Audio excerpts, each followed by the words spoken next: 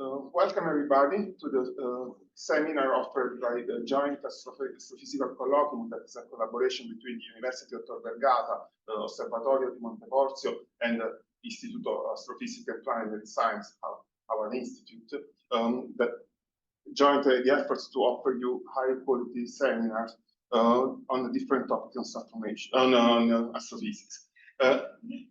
It's a great pleasure for me to introduce our speaker for today, that is Professor Neal Evans from the University of Texas at Austin, where he led, he focused his research mostly on star formation activity, but not only on star formation, also on the origin of planetary system.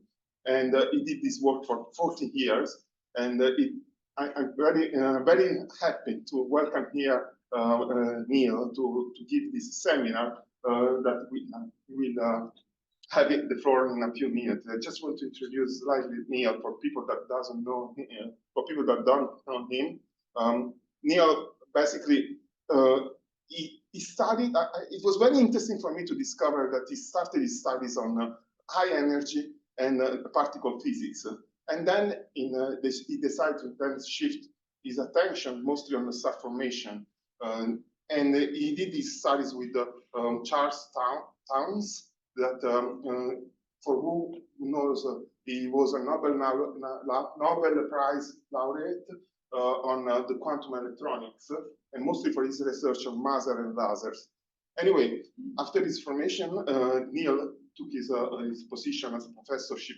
He traveled here as postdoc, went and lived several places in the US, but then he took his position in Austin as a professorship, and he led several teams involved in project with space telescope and with also ground telescope. He was involved as a scientific advisor to the ALMA telescope for a long time, but this is just, I will lose a lot of details. I know that the career of Neal is full of awards and merit, but what really I think it's interesting that even after 7 years of research in this in the topic of star formation, for forming new students that most of them become professors in university in Europe and US, is still taking his focusing his mind on a simple question that are still unanswered in astrophysics, like the one that is going to talk in a few minutes to us. And he gave his vision, his interpretation, and tried to find the right answer so we can progress together. This is our work as a researcher, one main topic, one of our main objective of our work. So I think it's really inspiring for us and also for the new generation of what we should do as a researcher. So I leave the floor to Neal. Sorry for the long introduction, and just one position, one more thing. Keep your question for the end of the talk. We will prepare to not interrupt the seminar, and then I will give the floor to the people and give them the possibility to do that. The floor is yours, Neal. Thank you for the introduction. It's a pleasure to be here. I like Italy very much, so it's a big treat to travel here. So before I talk about the problem, let me just show you some pretty pictures.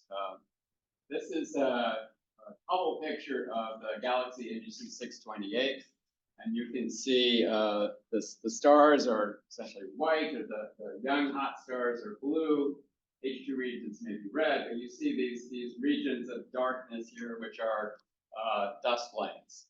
And now with JWST, we begin to see a very different picture. Same galaxy, more or less the same scale. And what we're seeing now is the dust lanes are lighting up in the infrared. So we see where the dust is, which is also telling us where the gas is. Now, if you notice, one thing that struck me about this picture is this big hole up here. There's no gas or dust, no dust and presumably no gas. If I go back to the optical one, that's totally not apparent. So what we see is that in the infrared, we can see what has happened to the gas and dust, and we see that star formation has made big cavities in this galaxy. And here's a nice thing they did, which was to cut the thing in half. So this is the Hubble image, and this is the JWST image, and you see how the dust lanes, which are dark in the Hubble image, become bright in the infrared. So it's a nice demonstration of the difference of these two things and what they're telling us. So we have now this beautiful data about many galaxies through the FANGS surveys. So just to zoom in, and now I'm going to zoom in not in that galaxy, but in our galaxy to a region of massive star formation, our galaxy Carina. So you see the molecular cloud here in the foreground. Some of these red points are newly forming stars, and there are exposed stars that have formed in the past out of related gas. So you see this incredible structure, very complicated pillars of dust and gas. And if I zoom in further, so that I have the whole picture is about 1 light year across. This is a particular region in Ophiuchus. You can see this dark area here. There's a protostar in there, a single star forming, and these red streaks are stuff being thrown out of the process of star formation and lighting up in molecular hydrogen.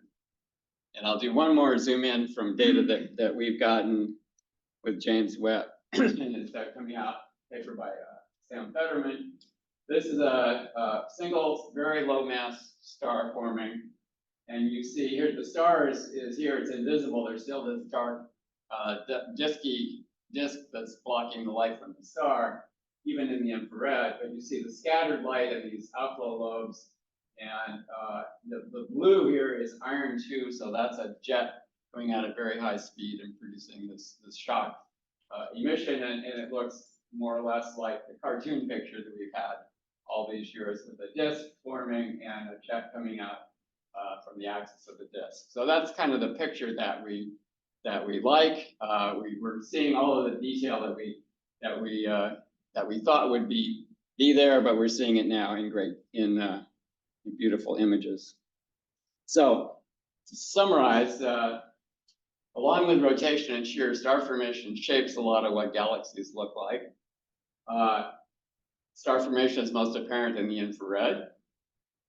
Feedback creates large voids that are apparent in the dust, but not in the starlight. So to get the whole picture, we need the infrared and the optical and the radio. As you can tell, star formation is extremely complex.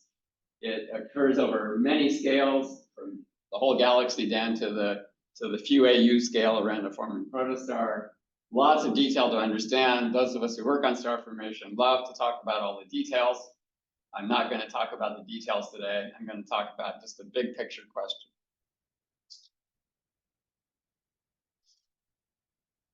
So the problem I'm going to talk about is what I call the central problem of star formation, and that is, why is it so slow? So we know the average star formation rate, averaged over the last few million years, pretty accurately for the Milky Way. We're going to focus on the Milky Way here. It's measured in a number of ways, and this paper by Lucia et al. In 2015 claimed that we know the star formation rate was 1.65 solar masses per year with a very small error. I'm not sure I believe that small error, but anyway, we know it pretty well. So let's compare that to a prediction in which we assume that the molecular clouds are gravitationally bound objects, and they're collapsing in free fall and forming stars with unit efficiency. It's the most simple possible thing that we could try. So for the Milky Way, we have about 1 billion solar masses of molecular gas. People usually say that the density in molecular clouds is about 100 per cubic centimeter. If you calculate the free fall time from that, and it's about 3.3 million years. A very simple estimate, you get 300 solar masses per year. It's clearly way more than actually are forming. Another way to look at it is the depletion time. The depletion time is how long will it take to use up all the molecular gas. And if you change the star formation rate and the total amount of mass, you get half a giga-year roughly, which is a lot longer than the free fall time of 3 million years. That's just another way to see the same. This is the oldest and most embarrassing problem in star formation. Eugenio said I've been at this for 40 years, but you see I've been at it for 50 years. And I figured it's about time we solved this problem. So essentially, star formation is 180 times slower than predicted by the simple model. it's not just the Milky Way. This is the famous Kennecott-Schmidt relationship for many galaxies showing the surface density of the star formation rate versus the surface density of the gas, total gas. The Milky Way fits right on this this plot, just like, you know, it's a very typical star-forming galaxy. If the relevant timescale were 3 million years instead of half a gig year, all these points would be up around the red line, not the blue line. So it's true for all galaxies. They form stars very slowly compared to this simple calculation that we make. So I think this is a test for any theory of star formation. Has to pass this test. You need to be able to calculate the star formation rate of the galaxy. It's difficult, and a lot of people do this. They calculate they run their models of star formation, their simulations, and they say, I get a certain percent of efficiency for star formation. But if they compare that to the data on individual clouds, and Mark Krumholz has pointed out that that's problematic because you're only getting a snapshot of the cloud at any given time. So imagine at the beginning, it's all gas and no stars, and at the end, it's all stars and no gas. So where you take your snapshot is going to change the picture. So comparing it to clouds has the problem that you don't know at what point in time you are. Whereas these averages for the whole galaxy are averaged, of course, over the whole galaxy, over space and time for the last few million years. So, and they're very well determined. So I think the right comparison, if you can do it, is to model the entire Milky Way. So, as I said, any credible star formation theory has to get this right. It's like the 0th order thing you have to do to pass the test. So what the theorists do is, we first calculate the star formation rate as the mass over the free fall time. So since that didn't come out right, the natural thing is to put in a fudge factor. And that fudge factor is the efficiency for free fall time. So it's just a number. And on average, over the last few million years in the Milky Way, essentially any galaxy, it's about 0.6%. You have to get a very low efficiency in terms of this speed of star formation. So how do we, so we have the mass. How do we measure the mass? Molecular clouds are mostly hydrogen and helium gas. And at the low temperatures of clouds, you don't see any emission from those species. So we have to use other tracers. The most common tracers are CO molecules and dust. CO molecules, they emit at 2.6 millimeters from their rotational transition, so we can observe those quite easily. And they're about 1 part in 10,000 of H2. The dust is about 100th by mass of the gas. You can also use emission from the dust. The dust has to be heated enough to emit. So they're complementary tracers. They trace somewhat different. The most common for measuring the total mass of molecular gas in galaxies is the carbon monoxide, CO. And there's a conversion factor that's used to convert the luminosity of CO into the mass of molecular gas. And that is alpha CO. You'll see a lot more about that as time goes on. So here's a back to the same galaxy. This is a map of the molecular gas now. It's an overlay of the Hubble there in blue, but the really important thing here is that it's the red image. That's the intensity of the emission of CO. So tracing where the molecular gas is. You can see that it also has the same kind of spiral structure as the dust. So you can use that kind of thing to get the mass. Now, if we do the same thing in the Milky Way, we don't get a nice picture because we're in the plane of the Milky Way. So this is a survey of molecular gas in the Milky Way done over about 2 decades with 2 small telescopes, one in the south, one in the north. And it's a map of, it includes about 500,000 spectra. And you can see that it's a very thin layer of CO in the inner galaxy. In the outer galaxy, things kind of blow up a little bit. So Marc-Antoine Miville-Deschênes took all that information, assigned distances to each of these things, broke it up into clouds. We'll see more about that later, but the point is, this is what our galaxy is, the best idea what our molecular galaxy looks like. instead of nice images, you have points which are indicating where they are in the galaxy, and colors are saying something about the surface density of the clouds. So if this is a placement, then you can ignore all the spiral arms. But the important point is that this is the best we have for a face-on image of our galaxy in terms of molecular gas. So let's re-examine our assumptions now about star formation. We started off saying all molecular clouds are distinct gravitationally bound entities. Measure their mass and their size from the CO.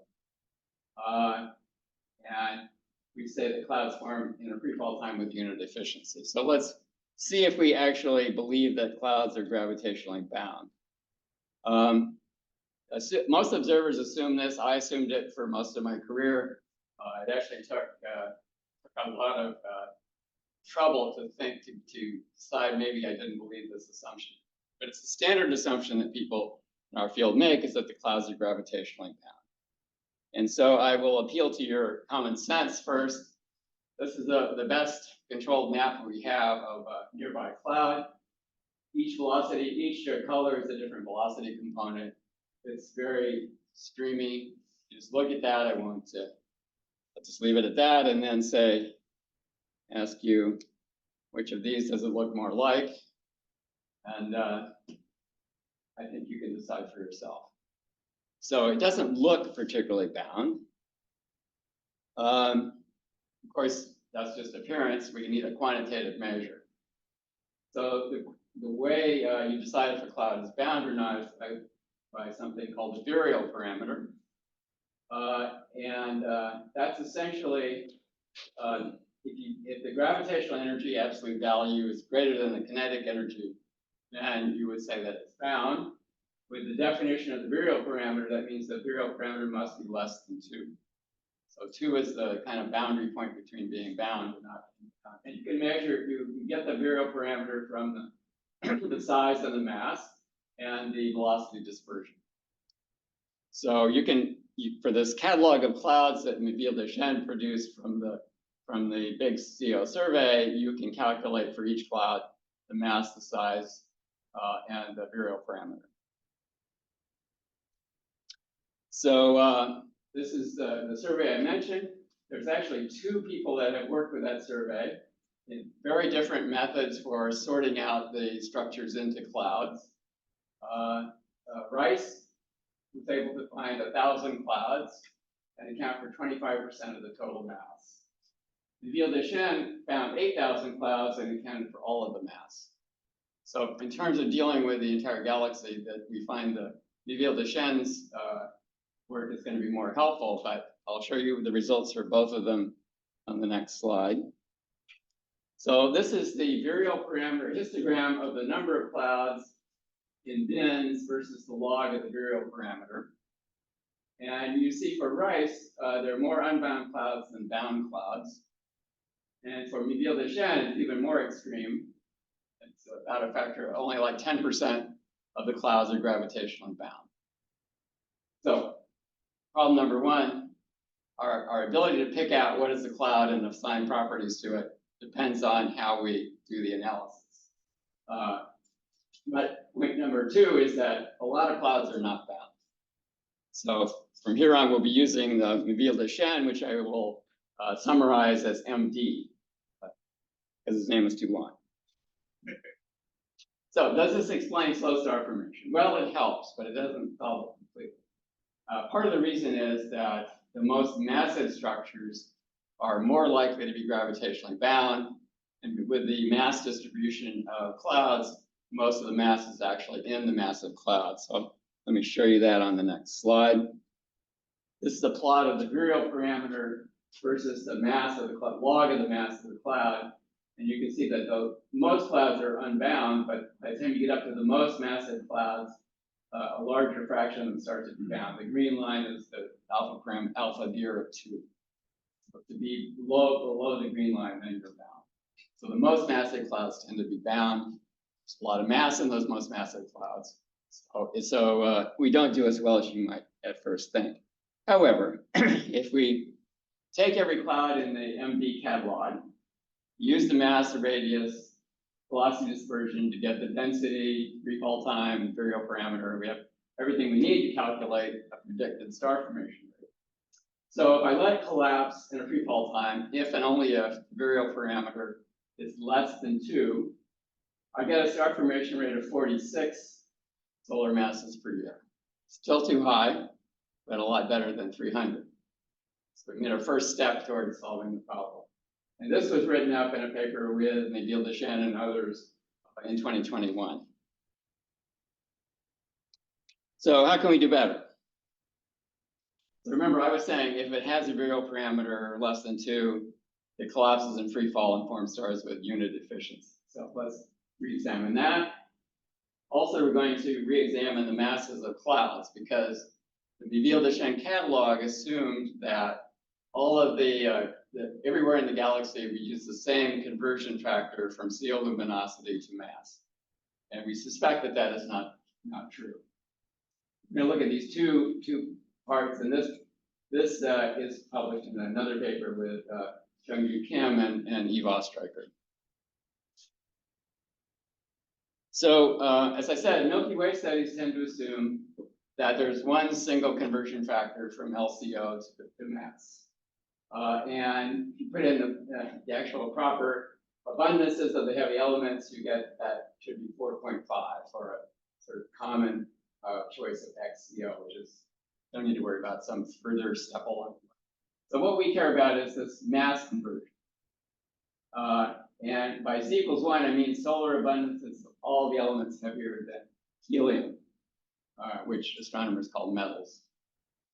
So we're going to re-examine that, reconsider that, because extragalactic astronomers generally don't assume that alpha CO is constant. They assume that it depends on metallicity. After all, carbon and oxygen are metals in this definition, so shouldn't it depend on how much of the carbon and oxygen we have? For example, a paper by Sun on the FANG survey, they assumed that it depended on C to the minus A, where A is 1.6, so pretty steep dependence on C. Even larger values, or even steeper dependence on C, has been inferred from some very low metallicity dwarf galaxies. So in these low metallicity dwarf galaxies, the CO is very rare.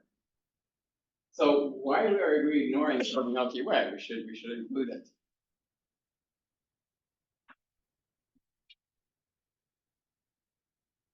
So how do we get that? Well, we need to measure the metallicity versus galactocentric radius for the Milky Way. So our gal is the distance from the center of the galaxy. Everything comes next. There are lots of people who study abundances in the galaxy, mostly in stars.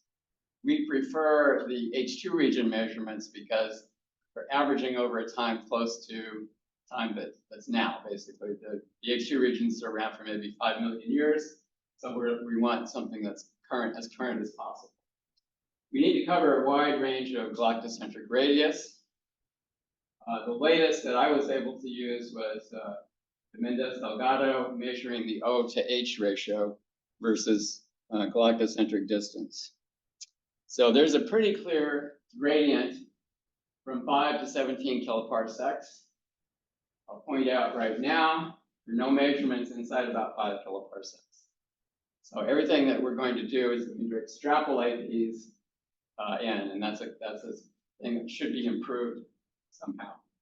There are various gradients. We chose the most smallest, partly to be conservative, and partly because it agreed with some other measurements. So we're going to choose a gradient of minus 0.044 dex per kiloparsec. That's our gradient in the metallicity for the Milky Way.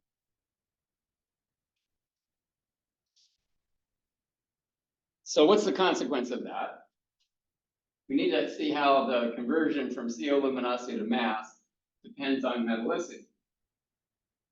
So we make alpha CO now a function of metallicity.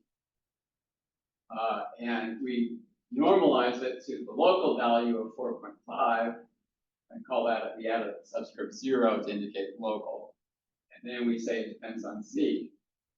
And the simulations by Gong et al. And Hu et al. Are consistent with, it shows a lot of things that can affect it, but they're most consistent with an exponent of minus 0.8. If you remember the x-gal one, that's about half as big as the x-gal one.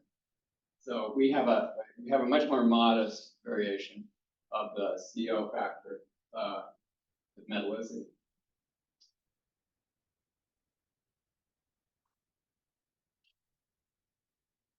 Okay, still, it's fairly significant.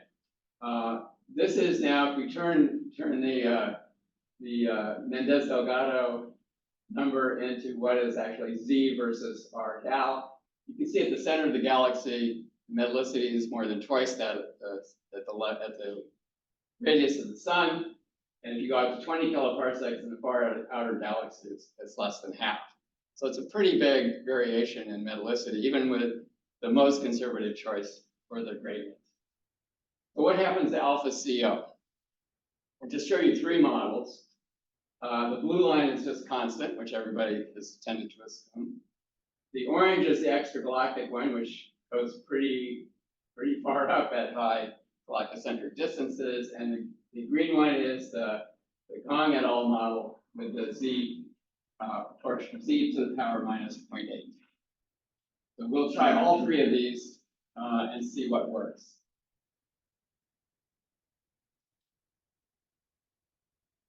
Okay, so what does this do to the distribution of mass, molecular gas, in the Milky Way? So this is the distribution of mass, surface density of gas versus galactocentric distance. The blue is again a constant alpha CO 4.5. So you have quite high surface densities in the inner, quite low in the outer. If you go to the extragalactic one in orange, you flatten it out considerably. And the one we're using from Gong et al. Is the green one, is kind of intermediate between those two. And it changes the total mass of the galaxy, but not by a lot. Total mass of the molecular gas in the galaxy, but not by a lot. But the big thing is that it has quite a large effect on the radial gradient. So that's going to come in handy a little bit later. So suppose we just said we'll correct the masses for this fact that alpha CO is a function of metallicity because, well, actually, let me go back a sec. You can see that in the inner Milky Way, where there's a lot of star formation, you're making a pretty big difference in the surface density of the gas. And so you're changing the mass and the free fall time and the virial perimeter so that everything works against making stars fast if you apply this in the inner galaxy. On the other hand, you're increasing more in the outer galaxy, but most of the star formation is in the inner galaxy. So you can see that you might win by doing this. Okay. So as I said, you make these corrections in the inner galaxy, the mass of the molecules is less, free fall time is longer, and the virial perimeter is bigger. So if we take the Gong model, but still let it collapse in a free fall time, we get 5.67 solar masses per year. When we started at 300, went to 46, now we're down to 5.7. Not bad, but it's still too high by a factor of about 3. Okay, so what else can we do? Now, Eve Ostreicher and Jung-Yu Kim suggested a comparison to their radiative hydro model, magnetic hydro models, many words. And just now, let's take a step back. Theorists have been trying to explain the slow star formation rate for a long time. So they take a cloud in a computer, they let it collapse, they let it form stars, they count how many stars there are in a certain time, and they can calculate this efficiency for free fall time. And what the typical story is that if you do that and you start with a bound cloud, you get a fairly low efficiency for free fall time, but it's not 0.6%. I have not seen a single simulation that starts with a bound cloud that gets such a low efficiency for free fall time. So Eve and Jung-Yu started doing clouds that were not initially bound. Start with a cloud that has a virial parameter greater than 2 and see what happens. So it was already suggested by Paulo Padua that the efficiency for free fall time would decrease with the virial parameter.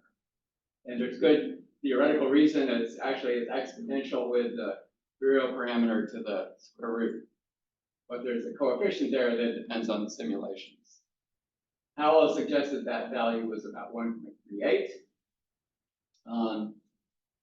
And alpha zero, by the way, I want to point out, is the initial virial parameter when you start the simulation. Of course, it changes as the simulation goes on.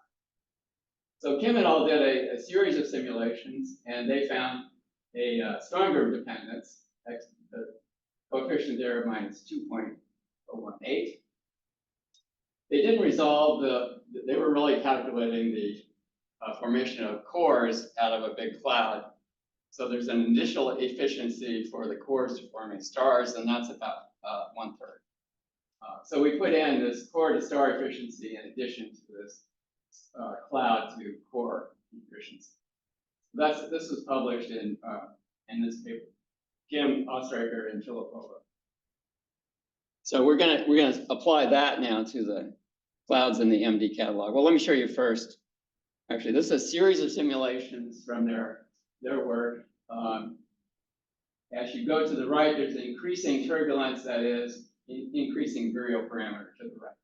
And these are 3 slices through the cloud, 3 projections. So you can see what happens as time goes on. You see the one on the right, which is less bound, immediately starts expanding. Eventually, they're going to form stars, which will be little blue dots. And you will see that even the clouds that start off being bound get blown apart by H2 regions, winds, jets, and so forth. But you count the little blue dots, there's a lot more little blue dots over here than there are over here. So the efficiency goes down quite a bit in terms of the final number of stars as you increase the virial parameter. So they ran a whole bunch of these simulations and plotted the results. And this is the efficiency for free fall time. And these are the various simulations. And you can see that this is actually Paduan's prediction, and this is what they got from their simulations. And the green bar here is basically where we need to get 0.6%. And so they could fit this as an exponential function, and that's what we used. So plotted in a more intuitive way, perhaps, this is my simple step function model, which I said if it's virial parameters less than 2, it collapses. If you fall and form stars with unit efficiency. And this is Paduan's model, and the Kim et al. Model is important. So you see, because of the inefficiency of going from cores to stars, the best you get is actually 0.3, and it declines rapidly with virial parameters. So that's going to help a lot. So essentially, we have 3 steps that we've taken to solve this problem. We said that the conversion from luminosity to mass depends on metallicity. So this decreases the mass of clouds in the inner Milky Way, makes the free fall time longer. It's in the larger virial parameters, the efficiency goes down. We found out that from Neal-Deschênes' catalog that most molecular gas is unbound, virial parameter greater than 2. And from the Kim et al. Simulations, we found that the efficiency for free fall time decreases strongly with the virial parameter. So if we put all 3 of these together, we can project the star formation rate of the Milky Way to be about 1.46 solar masses per year, which for me is good enough, close enough to 1.65. So this was in the paper that I referred to earlier. So just to see how this, what contributed, how we got there, this is a plot of versus this model number of the star formation rate in solar masses per year. The red line is the observed value, the orange is the error bars, and we started way up here at predicting 300 solar masses per year. When we said that we only allowed those that were bound to collapse, we got down to about 50. And when we put in the dependence on Z, we got down to about 6. And when we put just the efficiency for free fall time from the simulations, we got here. You put both of them together, come within the uncertainties of the observed rate. So that's what seems to have solved the problem. Now, that's just calculating the total star formation rate for the Milky Way. So we can make a little harder test. We can ask, do we predict correctly the star formation rate versus the galactocentric distance? How is the star formation distributed in the Milky Way? Now, knowing what the metallicity dependence on our gal is, and how alpha CO depends on metallicity, we can correct those as we did for the total, but we can now also plot versus galactocentric radius. And then we have to compare to something. The measurements of the star formation rate as a function of galactocentric radius were mostly very old and uncertain until recently. And what came to the rescue was the high gal survey. I don't have to tell you much about that. You walked over on the way into the auditorium here. This is a piece of the high gal survey, and it's color coded in this way. And it's just a beautiful survey done here by the team here of the whole Milky Way. And it provides a star formation rate as a function of galactocentric radius. This is from Habib's paper. The black pointed error bars are the star formation rate from the high gal study. The big issue here, you have to get distances, because again, the dust is not telling you where it is along the line of sight. So a lot of work went into getting the distances to each of these clumps, and then calculating the star formation rate, bring this formula, and calculate the contribution of each clump to the star formation, and sum over annually to get the variation with galactocentric distance of the star formation rate circumstance. So this was comparing at the time to older measurements of star formation rate versus our gal, the green, which was really old, blue, which was not so old, but was based on a relatively small number of H2 regions, and it was quite noisy. But basically, reasonably consistent. This is the cumulative star formation, so you can see that by the time you get out to 10 kiloparsecs, you've done 90% or so of the star formation. Sorry. Just try to close this one. Okay.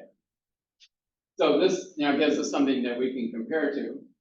So we make a prediction based on the catalog of Méville-Deschênes.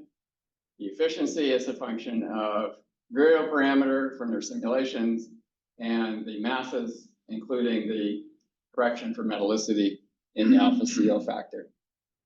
And we'll do it for three different, I can't control it.